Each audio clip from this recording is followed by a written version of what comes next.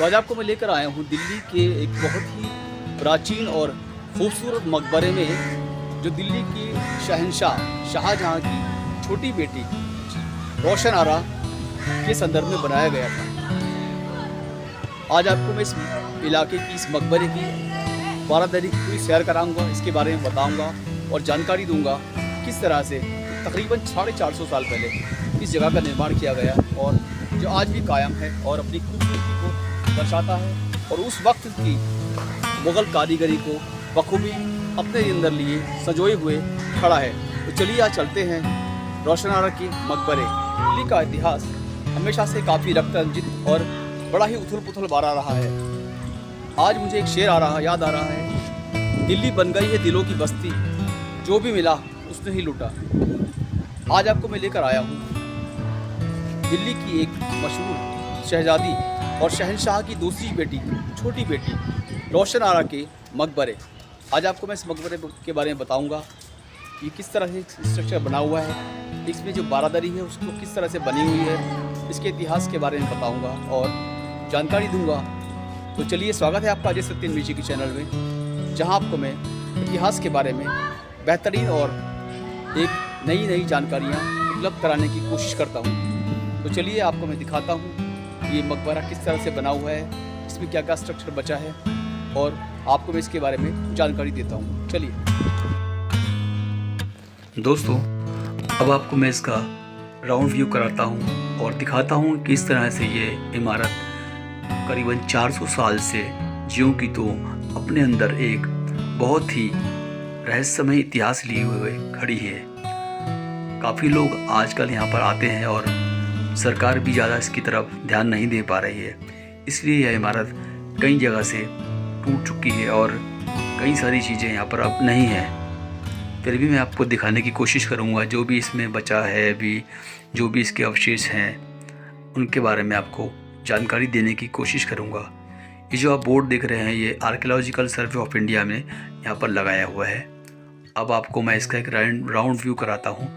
आप देख सकते हैं कि पूरी इमारत सैंडस्टोन से बनी हुई है और इसके ऊपर ये छतरी आप देख रहे हैं, यह संगमरमर की छतरी है जो ऊपर की तरफ बनी हुई है। यह इमारत भी चौकोर तरीके से बनी हुई है। इसको उस समय बारादरी कहा जाता था। अब आप जो ये इसकी तरफ तालाब की नुमा जो जगह देख रहे हैं, यहाँ पर पानी किसी वक्त में पानी बहा करता था, जो कि एक नहर के द्वारा इस इमारत में सप्लाई किया जाता था। इसको बारादरी भी कहते थे। अब आप जो देख रहे हैं कि चारों तरफ इसके गेट ही गेट हैं और अब इसके आप बाहर से आप देख सकते हैं कि इसमें 2 मंजिला ये इमारत है।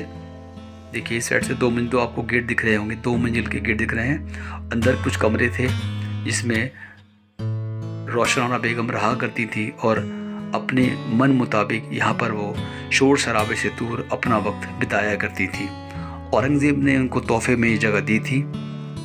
जब औरंगज़ेब ने दिल्ली की सल्तनत को संभाला, उसके बाद उन्होंने ये जगह उनको उपलब्ध कराई और ये महल उनके लिए बनवाया।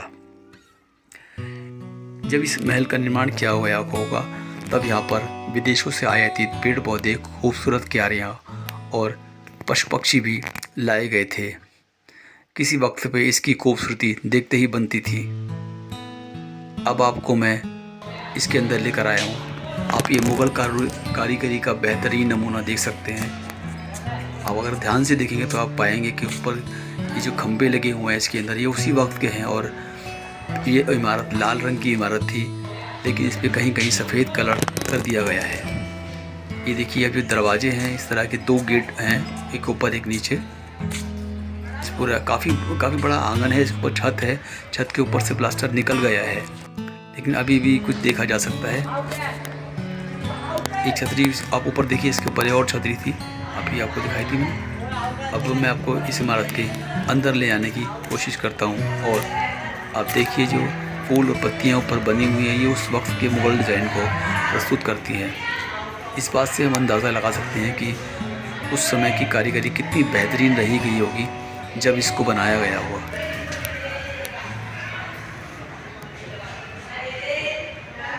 जाली नुमा कारीगरी, काफ़ी बारीक कारीगरी इसमें की गई है। मुग़ल काल के दौरान जब इस तरह की इमारतें बनाई जाती थी तो प्राकृतिक रंगों का प्रयोग किया जाता था, ना कि उस टाइम कलर नहीं थे।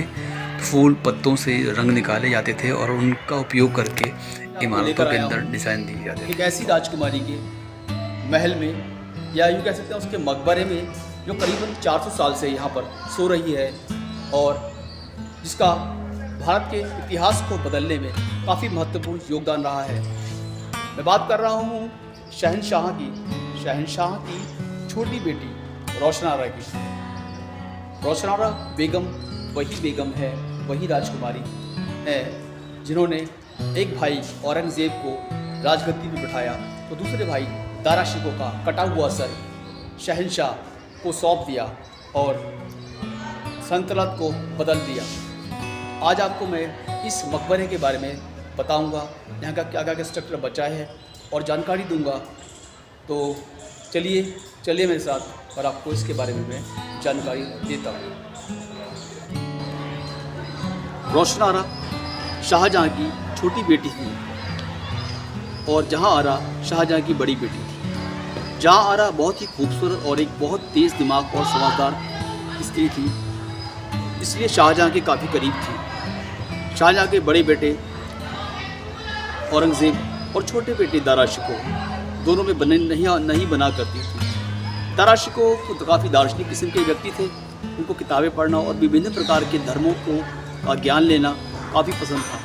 वो अपनी अधिकतर जो भी उनकी आय थी, अधिकतर आय अपनी इन्हीं कामों में खर्च किया करते थे। इसलिए ऐसा भी कहा जाता है कि उस वक्त का सबसे ठगा हुआ व्यक्ति दारा शिकोह ही था, जिसे काफ़ी लोगों ने मूर्ख बनाया। और यही कारण है कि रोशन आरा ये समझा करती थी कि दारा शिकोह राजगद्दी के काबिल नहीं है। इसलिए जब औरंगज़ेब को शहंशाह ने दरबार में बुलाया तो रोशन आरा ने उनको मना कर दिया दरबार में आने से, क्योंकि उसको मालूम था कि शहंशाह की योजना क्या है। शहंशाह की योजना इस प्रकार थी कि वो जिस तरह ही औरंगज़ेब दरबार में आता उसको मरवा दिया जाएगा। औरंगज़ेब को दिल्ली की गद्दी पर बिठाने का सबसे बड़ा श्रेय रोशन आरा को ही दिया जाता है। रोशन आरा वही राजकुमारी है जिसने दारा शिकोह का सर कटवाया और औरंगज़ेब अपने बड़े भाई को गद्दी पर बिठाया। शाहजहाँ की 2 बेटियां थीं, जिसमें बड़ी बेटी औरंगज़ेब को दिल्ली की गद्दी पर बिठाने का सबसे बड़ा श्रेय रोशन आरा को ही दिया जाता है। रोशन आरा वही राजकुमारी है जिसने दारा शिकोह का सर कटवाया और औरंगज़ेब अपने बड़े भाई को गद्दी पर बिठाया। रोशन आरा ने अपने भाई औरंगज़ेब से काफ़ी प्रेम था, उसने इस बात की सूचना अपने भाई को दे दी और उसको मरने से बचा लिया। औरंगज़ेब को जब ये बात पता लगी तो वह रोशन आरा से बहुत ही खुश हुए और उन्होंने अपने छोटे भाई दारा शिकोह को गिरफ्तार किया और दिल्ली की राजगद्दी पर बैठने के बाद उसका सर कलम कर दिया। रोशन आरा अपने भाई दारा शिकोह का कटा हुआ सर लेकर अपने पिता शहंशाह को सौंप कर आई। यह देखकर शहंशाह बहुत ही निराश हो गए और काफ़ी तनावग्रस्त और सदमे में चले गए। कुछ वक्त बाद उनकी भी मौत हो गई। अब जो है औरंगज़ेब दिल्ली की गद्दी के राजा बन गए थे। अब उन्होंने तोहफे में ये जगह रोशन आरा बेगम को दी, जहाँ पर वो अपनी मन मर्जी के मुताबिक व्यवहार करने लगी। कहा जाता है कि एक ही समय पर इनके अनेक व्यक्तियों से प्रेम संबंध रहा करते थे। मुग़लों की एक बड़ी अजीब बात थी कि ये अपनी जो राजकुमारियाँ थी उनकी शादियाँ नहीं करते थे और आजीवन उनको कुंवारा रखा करते थे। इसका कारण यह भी है कि मुग़ल अपने बराबर किसी को समझा नहीं करते थे, उनकी राजकुमारियों के बराबर कोई उनको मिला नहीं करता था, इसलिए उनकी शादियाँ नहीं हुआ करती थी। इसका खामियाजा मुग़ल शहजादियों को भुगतना पड़ता था, वो आजीवन कुंवारी रहा करती थी। लेकिन बेगम रोशन आरा अपनी मर्जी के मुताबिक अपना जीवन व्यतीत करने लगी। उनके बारे में अनेक उनके किस्से प्रतीत हैं, उनके प्रेम संबंध अनेक लोगों से रहे हैं। इसी की कहानी मैं आपको बताता हूँ कि एक बार की बात है कि एक साधारण से सिपाही से उनका प्रेम हो गया और वो उनसे मिलने आया करता था, जिसकी बात किसी को पता नहीं थी। इसी जगह पर वो इसी बारादरी में उनसे उनका प्रेमी मिलने आया करता था। और यह बात किसी तरह से औरंगज़ेब को पता लग गई। अगर मुग़ल चाहते थे कि वो उनकी बराबरी वाले से ही रिश्ता हो, लेकिन जैसे ही औरंगज़ेब को पता लगी, औरंगज़ेब दल बल के साथ इस जगह पर आ गए और उन्होंने काफ़ी ढूंढा, लेकिन वो रोशन आरा का प्रेमी उनको नहीं मिला। लेकिन अच्छा, वो जो उनका प्रेमी था वो पानी गर्म करने के बर्तन में छिप गया था। उसके बाद किसी तरह से किसी ने उनकी सूचना औरंगज़ेब को दे दी, तो औरंगज़ेब ने उस रोशन आरा के प्रेमी को उबलते हुए पानी में डाल दिया और मरवा दिया। ये हश्र हुआ इसकी प्रेम कहानी का, लेकिन उस व्यक्ति ने अपना मुंह नहीं खोला और वो मर गया। जो रोशन आरा का प्रेमी था वो मर गया, उसने अपना मुंह नहीं खोला, ना ही उसको बदनाम किया। और इस तरह से इनकी अनेक प्रेम कहानियाँ हुई हैं। अब जब औरंगज़ेब को ये सब पता लगा तो अपनी बहन से वो बहुत प्रेम करता था। उसने उन्हें बुलाया, राजमहल में आने का आदेश दिया और बोला कि तुम मेरी प्यारी बहन हो, मैं तुम्हें ज़्यादा कष्ट देना चाहता नहीं, और ये जहर का कटोरा है, इसको पी जाओ, अब क्या चाहती हो। रोशन आरा चुपचाप उस जहर के कटोरे को पी गई और मौत को गले लगा लिया। बेगम रोशन आरा को शेख सादी से काफ़ी प्रभावित थी और घास पर उन्होंने अनेक कविताएं लिखी हैं। अनेक उन्होंने कविताएं घास के ऊपर भी लिखी हैं, शेख सादी के बारे में लिखी है। उनकी बड़ी बहन की जो कब्र है वो आप देख सकते हैं, निज़ामुद्दीन में स्थित है। वो भी कच्ची कब्र बनाई गई है, जिस प्रकार से इनकी कब्र है उसको भी कच्चे तरीके से बनाया गया है। अब आपको मैं दिखाता हूँ इस बारादरी के बारे में, इसका स्ट्रक्चर के बारे में दिखाता हूँ। देखिए,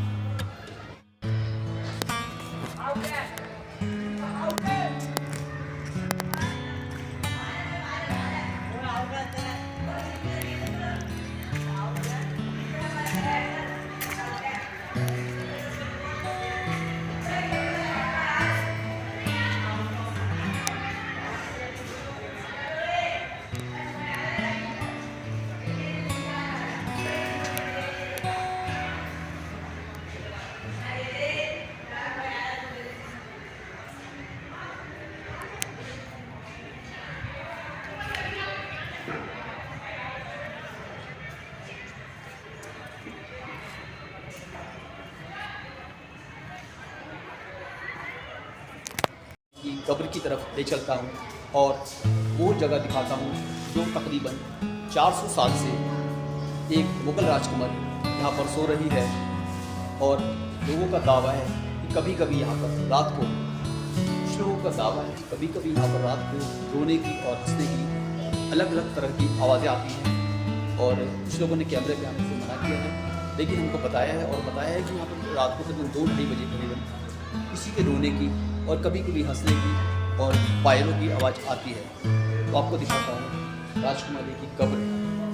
ये देखिए, मैं इस टाइम बिल्कुल कब्र के पास आ गया हूँ और मैं आपको छू कर दिखा सकता हूँ बैठ के। इस कब्र के बारे में कहा जाता है करीबन इसी कब्र पर राजकुमारी सो रही है और 400 साल से यहाँ पर दफन है। इनकी कब्र को कच्चा बनाया गया है। ये कब्र के ऊपर कभी कभी घास उग जाती है और बहुत ही खूबसूरती से इसका निर्माण किया गया है। मुग़ल कालीन जो है बेहतरीन तरीके से संगमरमर से जो है बनाकर इनकी कब्र की नक्काशी की गई है। लेकिन जो जहाँ पर राजकुमारी दफन है ना, उस जगह को सरकार उस वक्त के मुग़ल कालीन ने छोड़ा हुआ है।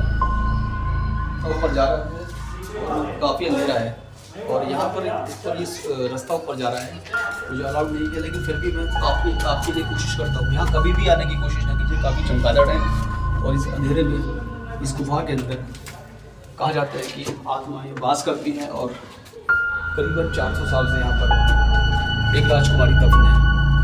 अंधेरा बहुत बढ़ गया है, कुछ दिखाई नहीं दे रहा है, लेकिन फिर भी मैं आप लोगों के लिए यहाँ पर आया हूँ और आगे मुझे भी कुछ दिखाई नहीं दे रहा है। चलता हूँ वापस, आपको दिखाता हूँ। इस महल के अंदर काफ़ी अंधेरा है और इस वक्त मैं यहाँ अकेला हूँ और यहाँ काफ़ी अंधेरा, काफ़ी ख़तरनाक ये जगह है। कोशिश कीजिए आप ना आए। काफ़ी बकरियों के जाले हैं जो आपको दिखा नहीं सकता, कुछ चमगादड़ हैं और कहा जाता है कि रात को तकरीबन 3 बजे यहाँ पर आत्माओं की आवाज़ आती है और किसी किसी के रोने की और पायलों की आवाज़ यहाँ पर आती है।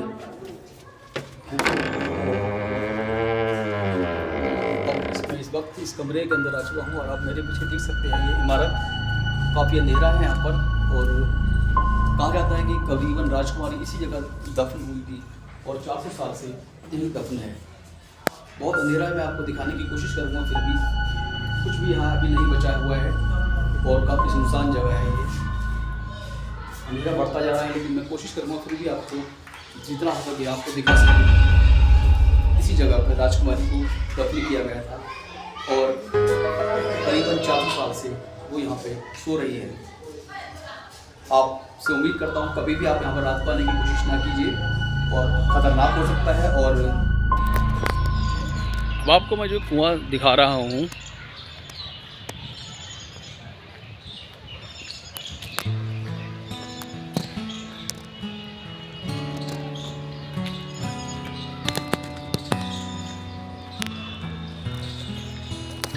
जो कुआं दिखा रहा हूँ उस कुएं के माध्यम से कभी इस खूबसूरत बारादरी के अंदर पानी की सप्लाई की जाती थी और यहाँ पर एक खूबसूरत नहर थी जो इस बारादरी की शान को काफ़ी बढ़ा दिया करती थी और चांदी रात में तो यह बारादरी बेहद खूबसूरत नज़र आया किया करती थी। अब मैं आपको दिखाता हूँ करीबन 400 साल पुराना कुआं, जो कि देखिए आप मुझे देख सकते हैं ये उसी वक्त का कुआं है और जो अब बंद कर दिया गया है। मैं आपको दिखाता हूँ ये और इसके बारे में जानकारी देता हूँ। मैं कोशिश करूँगा कि इसको आपको काफ़ी करीब से दिखाऊँ। मैंने इसके लिए स्पेशल परमिशन ली है, यहाँ पर अलाउड नहीं है और उसके लिए मुझे लेटर लिखना पड़ा, जो तभी मुझे इसकी परमिशन मिली है। तो देखिए अभी आपको इस कुएँ को दिखाता हूँ और चलता हूँ लेके इस 400 साल पुराने कुएँ के पास। चलिए।